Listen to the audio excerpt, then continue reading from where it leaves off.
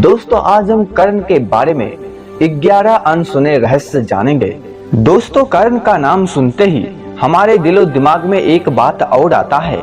कर्ण एक बहुत बड़ा महान दानवीर योद्धा था। दोस्तों आज हम इस वीडियो में जानेंगे आखिर क्या खासियत था कर्ण में जो उन्हें महान योद्धा के रूप में जाना जाता है और दानवीर राजा के रूप में जाना जाता है। दोस्तों वीडियो को लास्ट तक जरूर देखना। चलिए दोस्तों जानते हैं। दोस्तों महाभारत में एक से एक योद्धा था। कर्ण से भी महान योद्धा बबरिक था, लेकिन उसे युद्ध करने का मौका ही नहीं मिला। अश्वत्थामा भी एक महान योद्धा था, लेकिन उनकी महानता तब खत्म हो गई जब उसने सोते हुए पांडव पुत्रों को मार दिया। लेकिन दोस्तों द्रोण, भीष्म और श्री कृष्ण को हम इसमें शामिल नहीं कर सकते हैं क्योंकि वे तो देवता थे। दोस्तों दरअसल कर्ण ही एक ऐसे सर्वश्रेष्ठ योद्धा थे जिन्होंने विपरीत परिस्थितियों के बावजूद खुद को एक श्रेष्ठ योद्धा के रूप में स्थापित किया था, और यह भी धर्म समस्त रूप से। दोस्तों चलिए 11 रहस्य जानते हैं कर्ण के बारे में। नंबर 1, अर्जुन का साथ देने के लिए जगत के स्वामी थे, लेकिन कर्ण का साथ देने के लिए दुर्योधन ही था। अर्जुन पूर्णतः श्री कृष्ण पर आश्रित थे, जबकि इधर दुर्योधन खुद कर्ण पर आश्रित था। नंबर 2, कर्ण को द्रोण ने वह संपूर्ण शिक्षा नहीं दी जो उन्होंने पांडवों या कौरवों को दी थी। फिर भी कर्ण ने परशुराम से बची हुई शिक्षा छल से हासिल कर ली थी। यदि कर्ण अर्जुन के बराबर योग्य नहीं होते तो भगवान परशुराम कर्ण को शिक्षा देने के लिए तैयार नहीं होते। नंबर 3, कर्ण एक सच्चा मित्र होने के साथ साथ ही दानवीर भी था।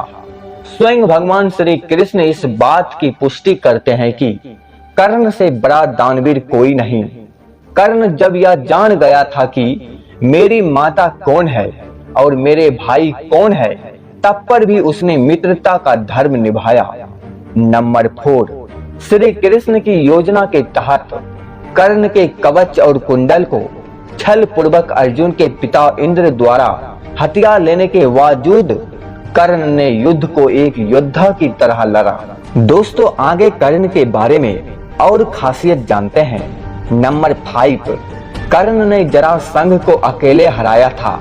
वही भीष्म ने श्री कृष्ण की मदद से जरासंध को छल के द्वारा मारा था। नंबर 6, कर्ण के पास भगवान परशुराम द्वारा दिया गया शिव का विजय धनुष था। यह धनुष जिस भी योद्धा के हाथ में होता था उस योद्धा के चारों तरफ एक ऐसा अभय घेरा बना देता था जिसे भगवान शिव का पशुपस्त्रास्त्र भी भेद नहीं सकता था। कर्ण को महाभारत में तब तक नहीं मारा जा सकता था तब तक कि उनके हाथ में वह धनुष था। नंबर 7, कर्ण ने कुंती को वचन दिया था कि वो उनके 4 पुत्रों की जान नहीं लेगा, लेकिन वह सिर्फ अर्जुन से ही युद्ध करेगा। युद्ध के दौरान ऐसा कई मौके आए भी जब कर्ण का सामना भीष्म, युधिष्ठिर, नकुल और सहदेव के साथ हुए। वो चाहता तो उन सभी को मार सकता था, किंतु उसने ऐसा नहीं किया क्योंकि एक योद्धा का वचन ही उसके लिए सर्वश्रेष्ठ होता है। नंबर 9, अश्वसेन बाण का संधान दोबारा न करना, यह भी श्रेष्ठता का प्रमाण है। अश्वसेन एक नाग था जो कर्ण के धनुष पर चढ़ गया था और उसने कर्ण से कहा कि तुम मेरा संधान करो तो मैं वहां पहुंचकर अर्जुन को डसकर अपना बदला पूरा करूंगा, क्योंकि अर्जुन ने खांडव वन दाह के समय मेरी माता को मारा था, लेकिन कर्ण ने अश्वसेन को इनकार कर दिया था। नंबर 10, जब श्री कृष्ण ने कर्ण को बताया कि तुम पांडवों के सबसे बड़े भाई हो, तो कर्ण ने कहा कि हे कृष्ण, मेरी मृत्यु तक पांडवों को यह मत बताना कि मैं उनका बड़ा भाई हूँ, अन्यथा उनकी लड़ाई मेरे प्रति कमजोर पड़ जाएगी। कर्ण की यह बात सिद्ध करती है कि वह पांडवों के प्रति किसी भी संयंत्र में शामिल नहीं था, फिर भी युद्ध के सामने योद्धाओं की तरह ही लड़ा। दोस्तों हमेशा रहस्य भरी वीडियो देखने के लिए आप मेरे चैनल को सब्सक्राइब जरूर करना।